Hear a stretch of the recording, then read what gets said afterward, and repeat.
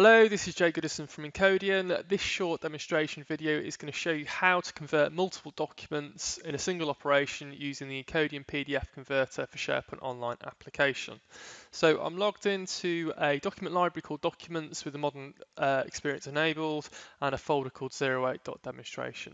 Now I'm simply going to select a couple of files and you'll see the convert to PDF option on the command bar, which I'm going to click.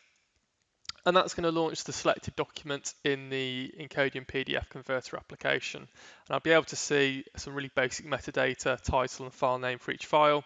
I can see the suggested new file name of which I can override if I would need to.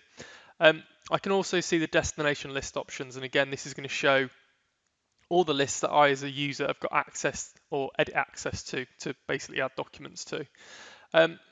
I can also configure conversion options for the individual files. So I can click here and that's going to show me whether I'd like to overwrite any existing files, whether I require PDFA compliance on the document or the outputted document, whether I'd like to remove markups, so things like track changes and comments in source Office files, we can remove those during conversion, and whether we wish to copy metadata and permissions from the source document to the new resulting PDF document.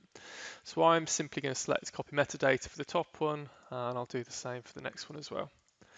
So I'm now happy with that configuration, so I'll click process, and that will queue the job for conversion in our cloud infrastructure, and I'll begin to process those documents in order. So the first one has kicked off and that document's converting.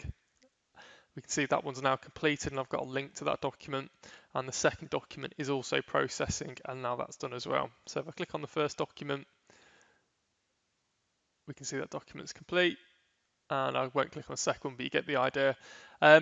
To finish things off, I can simply click close, and that should take me back to the location in SharePoint where I started from, and you can see that the metadata for both those documents has been successfully copied and the appropriate content type set.